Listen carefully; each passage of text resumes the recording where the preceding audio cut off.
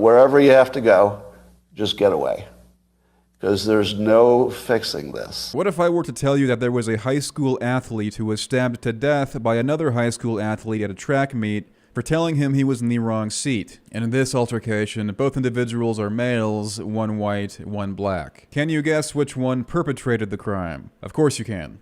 Everyone can. Young black males are extremely disproportionately violent. Everyone knows it, especially in the age of pocket cameras, and it's backed up by every statistical record the FBI has ever released. This is a fact. The data is there and in abundance. Refusing to accept this premise in the first place is an admission that you don't actually want to remedy the violent crime epidemic in this country. Some people are simply more worried with how you talk about the problem rather than the actual problem itself. 17-year-old Austin Metcalf was stabbed in the heart by 17-year-old Carmelo Anthony when Austin and his brother attempted to remove the black male they did not recognize from their tent at a track meet in Frisco, Texas. I know it's hard to believe. Maybe Netflix can clear this one up for us. This was an anti-white hate crime. They happen a lot in the modern Western world. Surely members of the black community perceive barbaric acts of this caliber to be unjustifiable as well, right? I mean, who wouldn't? Just not the ones who have already raised $230,000 for his defense fund on GiveSendGo, in the first fundraiser in history entirely funded by welfare. White people are victims of black crime at an astoundingly disproportionate rate in this country, like 10 to 20 times the inverse, as FBI statistics showcase, despite the country consisting of 5 times more whites. And we're not talking about per capita. These are raw numbers. Just under 5% of all black males in the USA will commit murder in their lifetime. 1 in 22. Just get the fuck away. Yesterday, 46-year-old Muslim Brunson was charged with attempted murder, assault, and criminal possession of a weapon after he approached 25-year-old Megan Berg from behind and slashed her neck with a broken bottle in New York City. It's fascinating how, regardless if it's the USA, England, France, Germany, so on,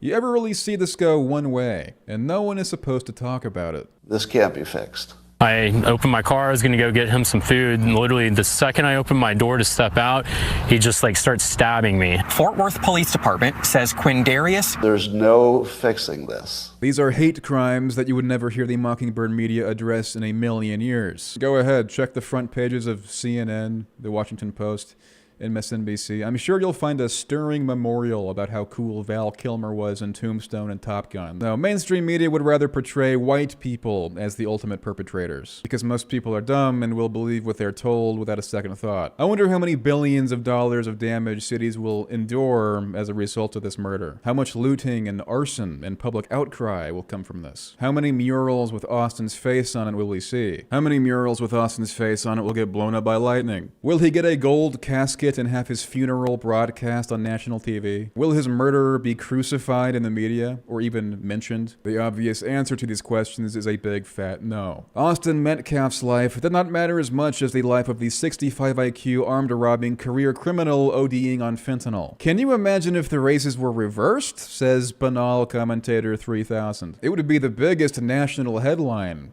Yeah, we know. That's the only way the right addresses this. Attacking the obviously corrupt news apparatus, instead of accepting the horror of letting yourself be called racist by 1,000,001 imbeciles and troglodytes for speaking as aggressively and forthright as the situation calls for. Everybody knows who you're looking out for when you use the ATM or walk down the block. If you're scared of offending morons or being called a racist for acknowledging reality, then you are an easily disarmed weasel. This country was not built by limp dicks and compromise, and it certainly won't be saved by it. Quick folks, if you haven't already, please hit the like and subscribe button. It really helps out when you do that. Thank you. Let's listen on and try to absorb some hard truth from the most impressive minds you'll ever be thankful were given access to modern technology.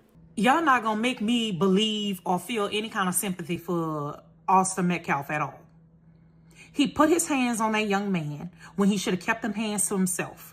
When the young man told him, touch me and see, you bet not touch me. Hey, your ceiling bird is chirping. That meant that I don't want you in my space. I don't want you touching me.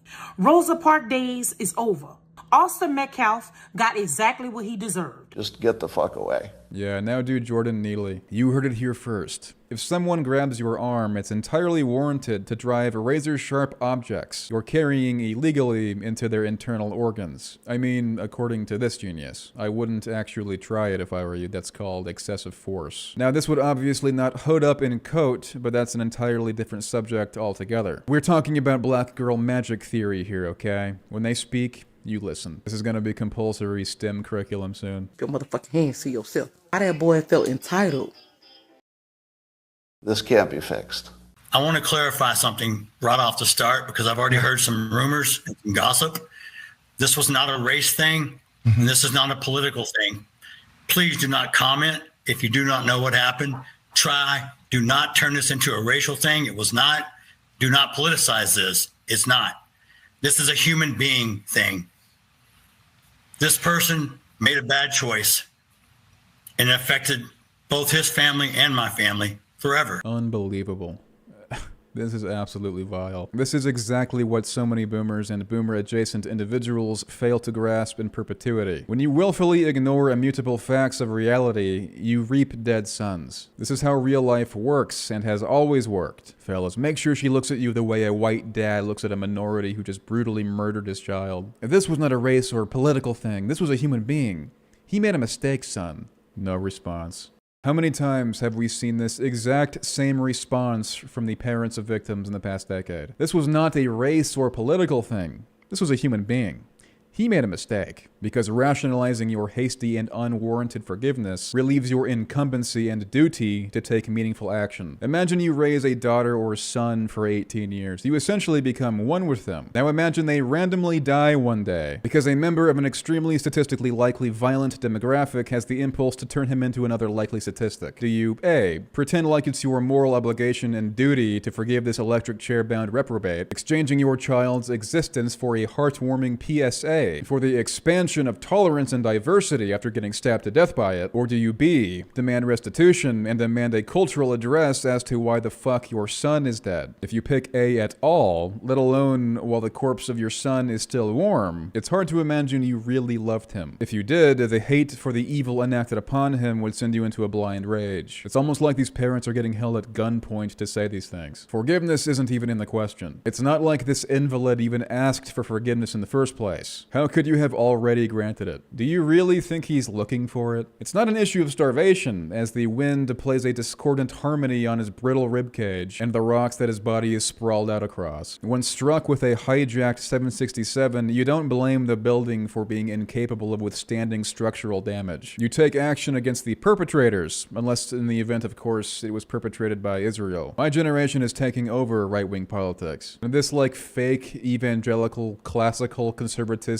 sports ball-loving, swill-drinking boomer cuckery is running on fumes. I promise that. My generation is not going to allow me to be more concerned with the murders and abuse of children by minorities than their own parents are. This suicidal, spiritual, and intellectual pacifism is not going to last into the coming years. Some people are sure as hell gonna try, though. Amy Coney Barrett sided with the other 3 women who were on the Supreme Court for some reason to rule against Trump's completely legal use of the 1798 Alien and Seditions Act, which gives the president authority to deport aliens unilaterally. In this case, Venezuelan nationals, largely ones participating in violent gang fare. Thanks, Amy. Very cool. Defying the Constitution, siding with gangs and aliens is very MAGA, just like when you refuse to help block vaccine mandates. She also very visibly has a case of TDS, which is strange considering Trump gave her her job. Gee, I wonder if she's one of those weird white parents like Mike Johnson who adopts Haitian children for virtue points. Wow, I didn't see that one coming. Thank you as always for watching, folks. Like and subscribe to the channel. You can follow me on X at Nuclear Grifter.